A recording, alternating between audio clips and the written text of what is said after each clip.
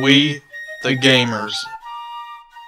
Hey, I am Frozo, and this is Jurassic Shotgun. And we are the Conservative Gamers, and this time we were going to talk about the one and only Final Fantasy VII. I have never personally played the game myself, but Jurassic Shotgun has, and we're going to be talking about the controversy behind the remake and what's going on with it. To give you some details on it, the game came out in 1997, almost 20 years ago, and it is the top-selling Final Fantasy game of all time and probably one of the most popular RPG games of all time.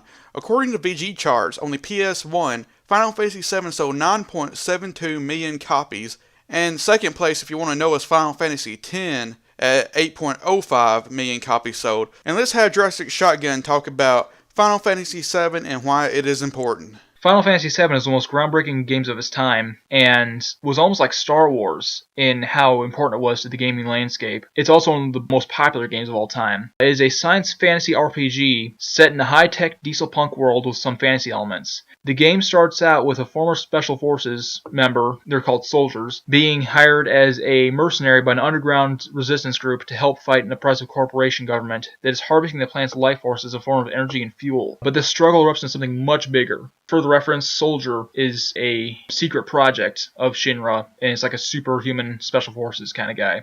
Now, the combat system for Final Fantasy VII was a turn-based RPG, and honestly, that's my personal favorite type of RPG. I love the turn-based series, but with the remake, Square Enix is turning it into an action-based RPG, and that has upset a lot of people who were fans of the original. What do you think? Square Enix has talked about this before to alleviate fans' fears. Yes, it is an action RPG this time around. It seems like Final Fantasy 15, which is upcoming. However, they've assured us that the strategic core of the game will remain intact because you can see in the video and on screenshots that the menu and the ATB gauge and things like that are still on screen. So even while you're running around, you will be able to do things like select items and spells and new abilities and whatnot. There will be a deep element of strategy behind the combat. The Final Fantasy VII Remake is actually going to be in multiple parts. It hasn't been said how many parts yet, but it's going to be split into episodes basically. And a lot of people are mad about that because they wanted the game all at one time and think this is just a way of Square Enix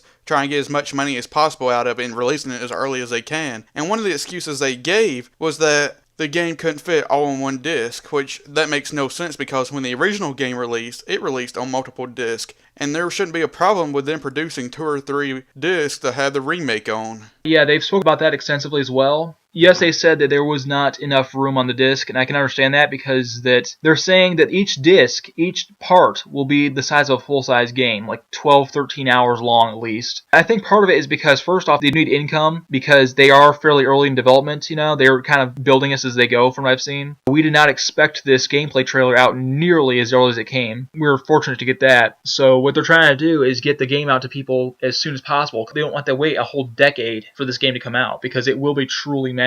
Even the original Final Fantasy VII was quite big, but that was PS1 era. It was all fixed at camera angles and pre-rendered backgrounds. This time around, though, obviously they have full 3D environments to traverse. They have a movable camera. The characters are now, instead of looking like Lego people, they are super realistic. So it's going to be a much, much bigger place. They plan on fleshing out a lot more of the world and giving us more to explore and more to find out about the story and clarifying more parts of the story. Personally, I think this is a good idea, you know, that they release in multiple parts because it's a time thing as well. We don't have to wait like 10 years to get this game. This is the only way to get the games to the gamers and to the consumers in a timely manner. One more thing I want to talk about is Square Enix is keeping the scene in it where Cloud cross-dresses, which we know will set SJWs off. Like, they are probably already fuming that this scene is still going to be in it, and I'm happy that Square Enix is sticking to their guns when it comes to this. Square Enix has been very fair-minded towards both liberals and conservatives when it comes to various things. A while back, they had a petition to get gay marriage into Final Fantasy XIV, and eventually it did go through. But the good news is Square Enix did listen to all sides of it,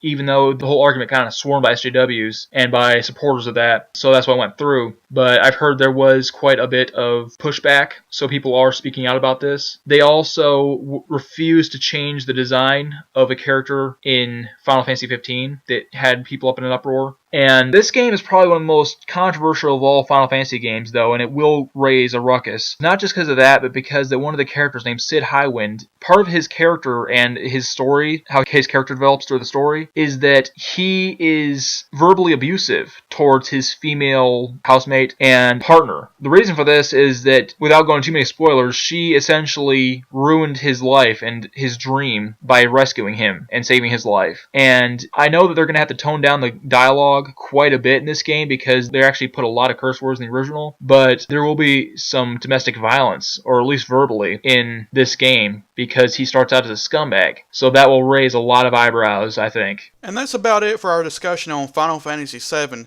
Tell us what you think in the comments below and if there's anything else we should talk about. And don't forget to like the video so other people can see it. And until next time, our hats are off to you.